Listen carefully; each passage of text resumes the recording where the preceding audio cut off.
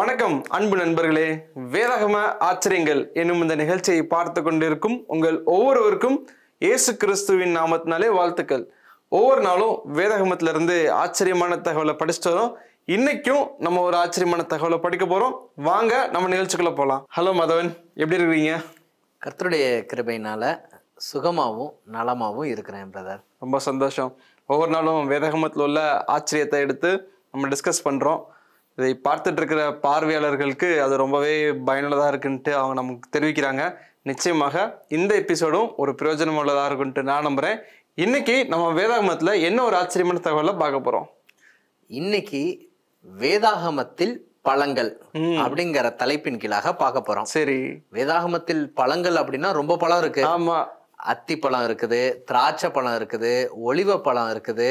இன்னைக்கு நாம பார்க்க போற பழம் எது அப்படின்னா மாதுளம் பழத்தை பத்தி பார்க்க போறோம். சரி, வேதாகமத்தில் மாதுளம் பழம் என்ற தலைப்பின் கீழாக பார்க்க போறோம். பொமிகிரானட். சரி, நாம சாதாரணமா நினைச்சிடக்கூடாது. மாதுளம் பழத்தை வேதாகம கலாச்சாரத்துல அது மிக முக்கியமான பங்கு வகித்திருக்கிறது என்று வேதத்தை படிக்கும் போது நான் ரொம்பவே ஆச்சரியப்பட்டேன். சரி. உங்களுக்கு மாதுளம்பழம் பிடிக்குமா? ரொம்பவே பிடிக்கும். ரொம்பவே பிடிக்கும். நம்முடைய பார்வையாளர்களுக்கும் ஆடியன்ஸ்க்கும் ரொம்ப பேருக்கு மாதுளம்பழம் ரொம்ப பிடிக்கும். மாதுளம்பழம் ஜூஸ்னா ரொம்ப பிடிக்கும்.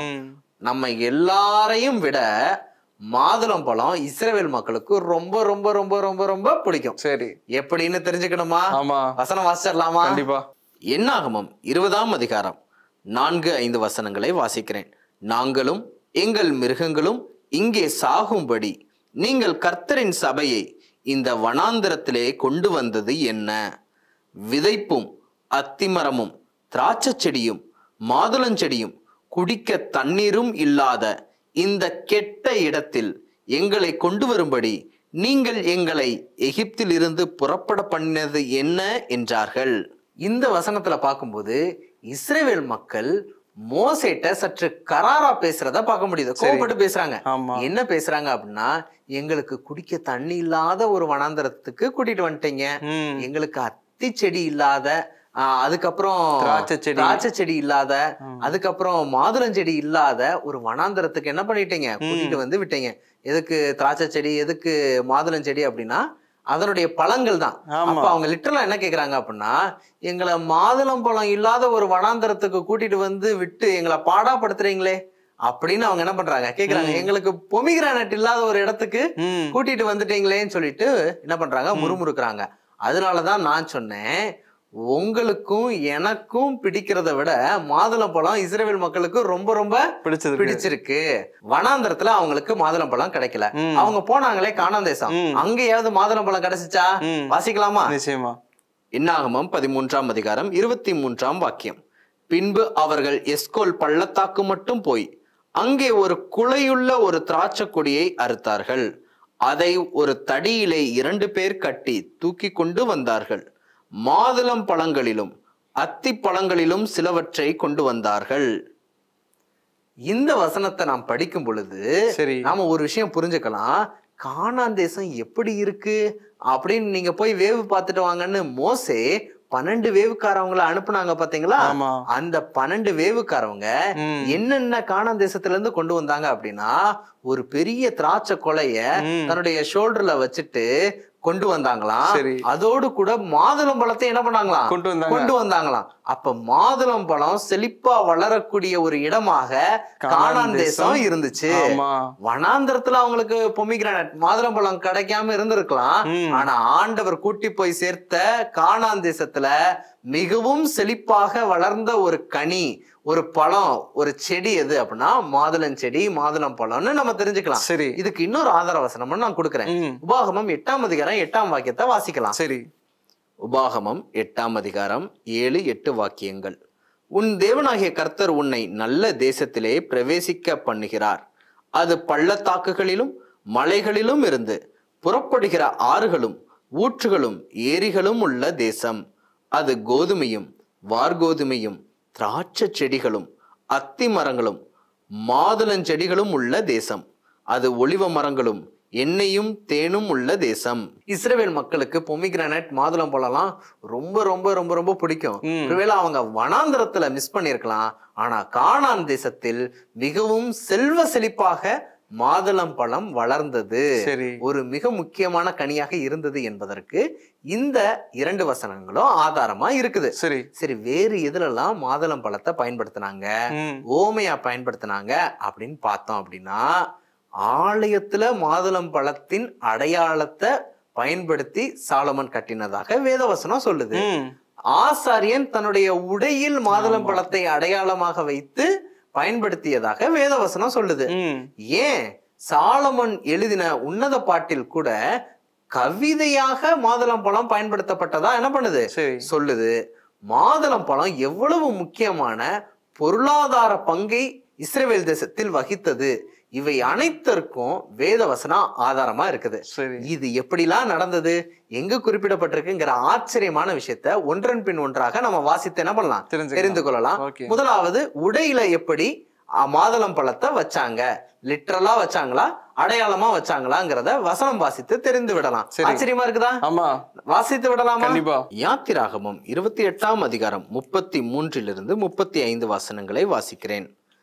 அதன் கீழோரங்களில் இளநீல நூல், இரத்தாம்பர நூல், சிவப்பு நூல் வேலையால் செய்யப்பட்ட மாதுளம் பழங்களையும் அவைகளுக்கு இடையிடையே சுற்றிலும் பொன் மணிகளையும் அதன் ஓரங்களில் சுற்றிலும் தொங்கும்படி பண்ணி வைக்க வேண்டும். அங்கியின் ஓரங்களில் சுற்றிலும் ஒரு பொன்மணியும் ஒரு மாதுளம்பழமும், ஒரு பொன்மணியும் ஒரு மாதுளம்பழமுமாய் தொங்குவதாக. ஆரோன் ஆராதனை செய்ய கர்த்தருடைய சந்நிதியில் பரிசுத்த ஸ்தலத்துக்குள் பிரவேசிக்கும் போது வெளியே வரும்போதும் அவன் சாகாதபடிக்கு அதன் சத்தம் கேட்கப்படும்படி அதை தரித்து கொள்ள வேண்டும். இந்த வசனத்தை பார்த்தீங்க அப்படின்னா ரொம்ப அழகா சொல்லப்பட்டிருக்கு. ஆசாரியனுடைய உடை இருக்கு பாத்தீங்களா, அந்த அங்கி ஒரு பெரிய கோட் மாதிரி என்ன பண்ணிருப்பாங்க, போட்டிருப்பாங்க. அதனுடைய தொங்கல்ல கீழோரங்கள்ல பாத்தீங்க அப்படின்னா மாதுளம் பழத்தின் அடையாளத்தை செய்து வைக்க வேண்டும் என்று ஆண்டவர் சொல்றாரு. இத நம்ம புரியும்படியா எப்படி சொல்லலாம், புரிஞ்சுக்கலாம் அப்படின்னா, சரி, நம்முடைய அம்மாமார்கள் பட்டு சேலை உடுத்துவாங்க பாத்தீங்களா, அந்த பட்டு பார்டர்ல பாத்தீங்க அப்படின்னா கீழே அழகழகா நாட் போட்டிருப்பாங்க, முடிச்சு போட்டிருப்பாங்க. சில பேர் எங்க ஊர் பக்கம் அத குஞ்சம் அப்படின்னு என்ன பண்ணுவாங்க சொல்லுவாங்க. அழகழகா அதை என்ன பண்ணிருப்பாங்க, பின்னல்கள் போட்டு முடிச்சு போட்டிருப்பாங்க. அதை போன்று ஆசாரியனுடைய ட்ரெஸ்ல அந்த கீழ் பகுதியில தொங்குகிற அந்த அங்கியின் தொங்கு பகுதியில என்ன பண்ணுவாங்கன்னா மாதுளம் பழத்தை போன்று ஒரு காரியத்தை செய்வாங்க. இது எப்படி செய்வாங்க அப்படின்னா, சிவப்பு நூல், இளநீல நூல், இரத்தாம்பர நூல் 3 நூலையும் வச்சு அத ஒரு மாதுளம் பழத்தின் வடிவத்தை செய்து அதை என்ன பண்ணிடுவாங்கன்னா ஸ்டிச் பண்ணிடுவாங்க.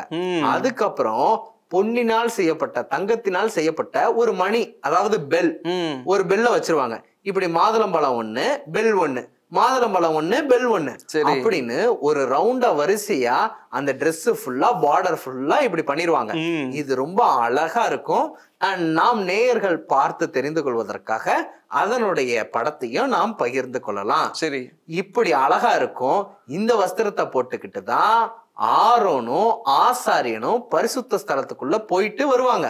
போயிட்டு வரும்போது இந்த பெல் இருக்கு பாத்தீங்களா, அந்த மணியானது அந்த பொமிகிரானட் மாதுளம் பழத்தோட மோதும் போது சில சத்தம் ஏற்படும். அப்ப வெளியில இருந்து கேட்கக்கூடியவர்கள், சரி ஆசாரியன் உள்ளுக்குள்ள என்ன பண்ணிட்டு இருக்கிறாரு, உயிரோடு இருக்கிறாரு, ஆண்டவரிடத்தில் பரிந்து பேசி கொண்டிருக்கிறாரு அப்படிங்கிறதையும் அவர் பணி செய்து கொண்டிருக்கிறார் என்பதையும் என்ன பண்ணிக்குவாங்க, தெரிந்து கொள்வாங்க. ஏன்னா கர்த்தருடைய சந்நிதியில் உள்ளே பிரவேசிப்பது என்பது ஜாக்கிரதையான ஒரு காரியம் பாத்தீங்களா. அதனால ஆண்டவர் இதை செய்ய சொன்னதாக பார்க்கிறோம். சரி, சாலமன் கட்டின பிரம்மாண்டமான தேவாலயத்தில் மாதுளம்பழம் எங்க இருந்துச்சுன்னு தெரிந்து கொள்ள ஆர்வமா இருக்குதா? வாசிக்கலாமா? நிச்சயமா. 1 ராஜாக்கள் 7ஆம் அதிகாரம் 20ஆம் வாக்கியம். 2 தூண்களின் மேலுள்ள கும்பங்களில் செய்யப்பட்ட பின்னலுக்கு அருகே இருந்த இடத்தில் விம்மிய 200 மாதுளம் பழங்களின் வரிசைகள் சுற்றிலும் இருந்தது. மற்ற கும்பத்திலும் அப்படியே இருந்தது.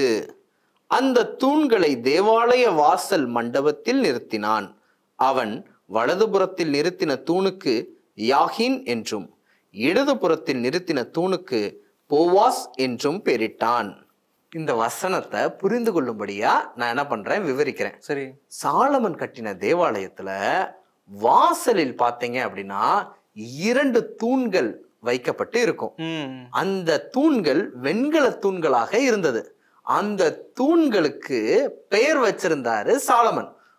ஒரு தூணின் பெயர் யாகின், இன்னொரு தூணின் பெயர் போவாஸ் அப்படின்னு என்ன பண்ணியிருந்தாரு, பேர் வச்சிருந்தாரு. சரி. இந்த தூணுக்கு மேல பாத்தீங்க அப்படின்னா கும்பம் மாதிரி ஒரு வடிவத்துல ஒண்ணு வச்சிருந்தாரு 2 தூண்லையும். சரி. இந்த கும்பமான வடிவத்திற்கு கீழாக சின்ன சின்ன மாதுளம் பழத்தின் வடிவம் கொண்ட ஒரு வெண்கலத்தினால் செய்யப்பட்ட ஒன்றை என்ன பண்ணாரு அப்படின்னா அப்படியே சுத்தி சின்ன சின்னதா என்ன பண்ணாராம், வச்சாராம். இது எத்தனை எண்ணிக்கையில் மாதுளம் பழத்தின் அடையாளத்தை அந்த கும்பத்தின் கீழாக வைத்தார் என்றால் 200 மாதுளம் பழத்தின் அடையாளத்தை அதிலே பதித்து வைத்தார் என்று வேதாகமம் குறிப்பிடுது. இதையும் பார்வையாளர்கள் பார்த்து தெரிந்து கொள்வதற்காக அதனுடைய படத்தை நாம் என்ன பண்ணலாம், பகிர்ந்து கொள்ளலாம். சில விஷயம் சொல்வதை புரிந்து கொள்வது, கற்பனை செய்வது எளிதா இருக்கும். படத்தை பார்த்தா உடனே கற்பூரம் மாதிரி என்ன பண்ணலாம், டக்குன்னு என்ன பண்ணிடலாம், பிடிச்சிக்கலாம். அதனால இதுவும் பிரயோஜனமா இருக்கும்னு நான் நம்புறேன். உடையிலையும் பார்த்துட்டோம், ஆண்டவருடைய ஆலயத்திலேயே மாதுளம்பழம் எங்க இருக்குன்னு என்ன பண்ணியாச்சு, பார்த்தாச்சு. இப்போ சாலமன் எழுதின உன்னத பாட்டில் ஓமையாக மாதுளம்பழம் எப்படி பயன்படுத்தப்பட்டிருக்குன்னு பார்க்கலாமா? நிச்சயமா. மாதுளம்பழம் நல்லா இருக்குதா? ரொம்பவே நல்லா இருக்கு. நிச்சயமா. வசனம் வாசிக்கலாமா? உன்னத பாட்டு 4ஆம் அதிகாரம் 3ஆம் வாக்கியம். உன் உதடுகள் சிவப்பு நூலுக்கு சமானமும் உன் வாக்கு இன்பமுமாய் இருக்கிறது. உன் முக்காட்டின் நடுவே உன் கன்னங்கள் வெடித்த மாதுளம் பழம் போல் இருக்கிறது. இந்த வசனத்தை பார்த்தோம் அப்படின்னா சாலமன் இந்த உன்னத பாட்டை எழுதுகிறார். இதை நாம் எப்படி புரிந்து கொள்ள வேண்டும் என்றால், ஆண்டவராகிய இயேசு கிறிஸ்து தன்னுடைய திருச்சபையை எப்படி வர்ணிக்கிறார், திருச்சபையை எப்படி நேசிக்கிறார் அப்படிங்கறத தான் இங்க அடையாளமாக நம்ம படிக்கிறோம். அதுல பாத்தீங்க அப்படின்னா உன்னுடைய கன்னங்கள் வெடித்த மாதுளம் பழம் போல் இருக்கிறது அப்படின்னு ஓமையாக பயன்படுத்தப்பட்டுள்ளது. சரி. சிலருடைய கன்னத்தை பார்த்தோம் அப்படின்னா கொஞ்சம் சிவப்பா இருப்பாங்க பாத்தீங்களா, அப்படிப்பட்ட ஒரு கன்னமாக இருந்திருக்கலாம். ஏன்னா வெடித்த மாதுளம்பழம் உள்ளுக்குள்ள எப்படி இருக்கும், ரெட் கலர்ல இருக்கும் பாத்தீங்களா. அப்படி ஒருவருடைய கன்னத்தை மாதுளம் பழத்தோடு ஒப்பிடப்பட்டு ஓமையாக இங்கே பேசப்பட்டுள்ளதை பார்க்க முடிகிறது. இப்படி மாதுளம் பழம் உன்னத பாட்டுல அடிக்கடி அடிக்கடி என்ன பண்ணும், வரும். ஒருவேளை சாலமோனுக்கு மாதுளம் பழம் ரொம்ப பிடிச்சிருக்கும் போல்க இதை பயன்படுத்தி இருக்கிறாருன்னு நம்ம பாக்குறோம். அடுத்ததாக இந்த இஸ்ரவேல் தேசத்தின் பொருளாதாரத்தில் மாதுளம் பழம் எவ்விதமான பங்கு வகித்ததுங்கிறத பார்த்துட்டு நிறைவு காரியத்துக்குள்ளாக கடந்து போலாம். ஓகேவா? கண்டிப்பா. யோவேல் 1ஆம் அதிகாரம் 12ஆம் வாக்கியம். திராட்சை செடி வதங்கி அத்திமரம் சாரமற்று போகிறது. மாதுளை, பேரிச்சம், கிச்சிலி முதலிய வெளியின் செடிகள் எல்லாம் வாடி போயின. சந்தோஷம் மனுபுத்திரரை விட்டு போயிற்று. இந்த வசனத்துல பாத்தீங்க அப்படின்னா திராட்சையை பற்றி பார்க்கிறோம், அத்தியை பற்றி பார்க்கிறோம், பேரிச்சத்தை பத்தி பார்க்கிறோம், மாதுளையை பத்தி பார்க்கிறோம், கிச்சிலியை பத்தி பார்க்கிறோம். சரி. இதெல்லாம் இஸ்ரவேல் தேசத்தில் வளமையாக வளரக்கூடிய செடிகளாகவும் கனிகளாகவும் என்ன பண்ணுது, இருக்குது. இதை வைத்துத்தான் அந்த தேசத்தின் பொருளாதாரமே இருந்தது. இந்த செடியெல்லாம் வாடி போனதுனால மக்களுடைய சந்தோஷமா என்ன பண்ணிருச்சான், வாடி போச்சு அப்படின்னு வேதவசனம் எழுதி வைக்கப்பட்டிருக்கிறத பாக்குறோம். அப்ப ஒரு தேசத்தின் பொருளாதாரத்தில், ஒரு தேசத்தின் செழிப்பில், மக்களின் சந்தோஷத்தை நிர்ணயிக்கிறது எதுவாக இருந்தது அப்படின்னா மாதுளம் பழமும் ஒண்ணு அப்படின்னு என்ன பண்ணலாம் நம்ம தெரிஞ்சுக்கலாம். மாதுளம்பழம் செடி அங்க வாடி போய் கிடந்துச்சு அப்படின்னா மக்கள்லாம் என்னவாயிருவாங்க, வாடி போய் கிடப்பாங்க. ஏன்னா பொருளாதார இழப்பு இவர்களுடைய வாழ்க்கையை பாதிக்கக்கூடியதா இருக்குது. இப்படி மாதுளம் பழத்தை ஆண்டவர் வேதாகமத்துல எதுக்கு ஆலயத்தில் ஆசாரியனுடைய ட்ரெஸ்ல வச்சிருக்கணும், இல்ல ஆலயத்துல வச்சிருக்கணும், ஏன் புத்தகத்தில் ஓமையாக எழுதப்பட்டிருக்கணும்னு யோசிச்சோம் அப்படின்னா இந்த மாதுளம் பழம்ங்கிறது ஆசீர்வாதத்தை குறிக்கக்கூடிய ஒரு பழம். சரி. எப்படி அப்படின்னா நமக்கு தெரிந்த பல பழங்கள் இருக்குது. அந்த பழங்கள்ல அநேக பழங்கள் ஒரு விதை கொண்ட பழங்களா இருக்கும்.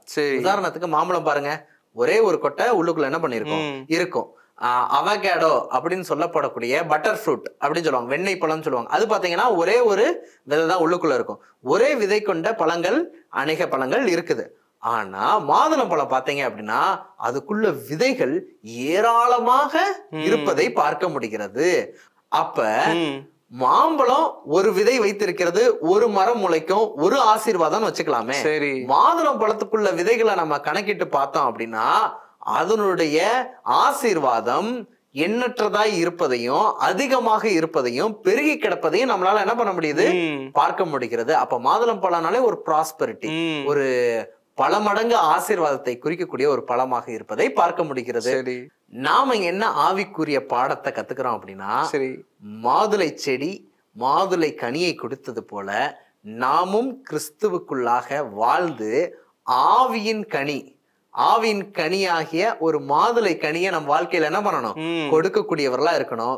மாதுளை எப்படி மற்றவர்களுக்கு விரும்பி சாப்பிடக்கூடிய ஒரு பழமா இருந்துச்சோ, நம்மிடத்தில் பழகிறவிடத்தில் அன்பு, சந்தோஷம், சமாதானம், நீடிய பொறுமை, நம்முடைய குணங்கள் மற்றவர்களுக்கு விரும்பத்தக்க ஒரு குணமாக என்ன பண்ணணும், இருக்கணும். அப்படி நாம நம்முடைய வாழ்க்கையில மாதுளங்கனி, அதாவது ஆவியின் கனியை கொடுத்தோம் அப்படின்னா, ஆண்டவர் எப்படி மாதுளையை ஆசீர்வதித்து பல மடங்கு ஆசீர்வதித்தாரோ, ஆசீர்வாதத்துக்கு அடையாளமாக வைத்திருந்தாரோ, அதை போன்று நம் வாழ்க்கையையும் ஆசீர்வதிப்பார். இதுதான் நாம் கற்றுக்கொள்ளக்கூடிய ஆவிக்குரிய பாடமாக இருக்கிறது. ரொம்பவே ஒரு ஆச்சரியமான தகவலை பகிர்ந்துகிட்டீங்க மாதவன். வேதாகம ஆச்சரியம் அப்படின்ற நிகழ்ச்சியை பார்த்துட்டு இருக்கிற நேயர்களுக்கு இது ரொம்பவே பயனுள்ளதா இருக்கும்ட்டு நான் நம்புறேன். மீண்டும் ஒரு நல்ல நிகழ்ச்சியில சந்திப்போம். அது வரைக்கும் தேவன் உங்களோட கூட இருப்பாராக. Thank you brother. என்ன நேயர்களே, இந்த நிகழ்ச்சி உங்களுக்கு ரொம்பவே பிரயோஜனமாக இருக்குன்ட்டு நான் நம்புறேன். மீண்டும் ஒரு வேதாகம ஆச்சரியங்கள் அப்படின்ற நிகழ்ச்சியில நான் உங்களை சந்திக்கிறேன். அது வரைக்கும் தேவன் உங்களோட கூட இருப்பாராக. ஆமேன்.